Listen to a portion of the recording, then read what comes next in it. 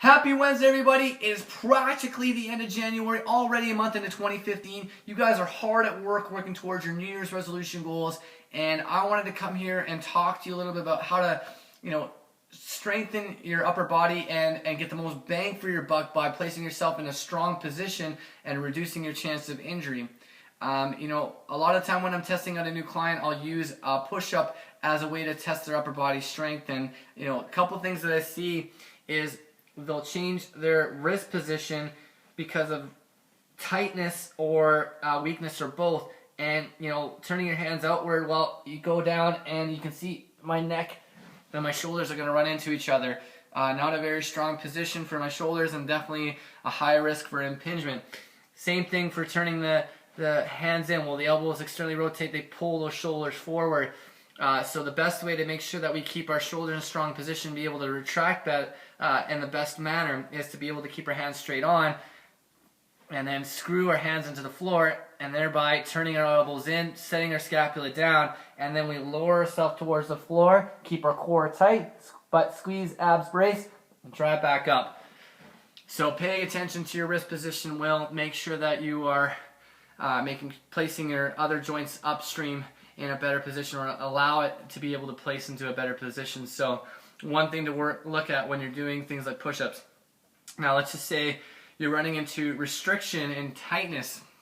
How do I alleviate that pain? How do I make sure that, like after a long day of typing, or let's say we're a construction worker hammering away, or electrician, you're up in your joint boxes and you're twisting that screwdriver all day and you're just cranking on that wrist. How do you create less stress in the forearm and less stress at the wrist? Well, you can perform a wrist stretch on the floor, placing your hand between your legs, and you can rock back and forth, and then even going side to side, and then you can change that wrist position inward and outward to attack different corners of the wrist and create more freedom, create more slack at the wrist. Now, if you want to do it one better, you grab a resistance band and do the exact same thing, and just gives you a little bit more slack, a little bit more freedom of movement when doing your pushing and pulling patterns, and a great way to make sure that you're creating longevity for those joints.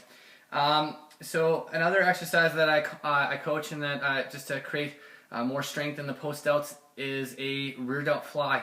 Now, what I commonly see from new clients and also from people I bump into the gym, watching them doing the exercise, is they'll change their wrist position in order to perform the exercise.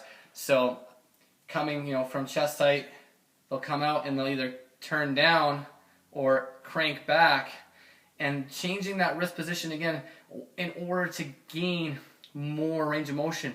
Again, that false mechanic is going to result in a change in position of the shoulder, or a change in what muscles are actually being used. So if you're finding that you're not targeting, you're not seeing any gains or seeing any strength building into that particular area, into that post delt, well, chances are you're probably not keeping your wrists in a good position. If you're finding like your upper traps or triceps are firing, chances are, again, you're probably turning down or turning back in order to gain the position. So watch what's happening for your wrists. Lastly, before I sign off, again, you're finding that your wrists are really tight. You want to gain a little bit more strength and stability by creating less restriction in the wrist. A great exercise to do is massaging out your wrists using a foam roller. I got a Trigger Point therapy foam roller, and what you do is you place your forearm on top, and then you place your other hand on top of that as leverage, and you're going to drive into the roller, and then you can change positions to target different parts of your forearm, and thereby creating less restriction upstream and downstream for your wrists and for your elbows and shoulders. So creating a little bit reprieve by releasing tension in your forearms. So give that a go. Like, comment, share, all that good stuff. And hope you're having a great 2015 so far. We'll see you next time.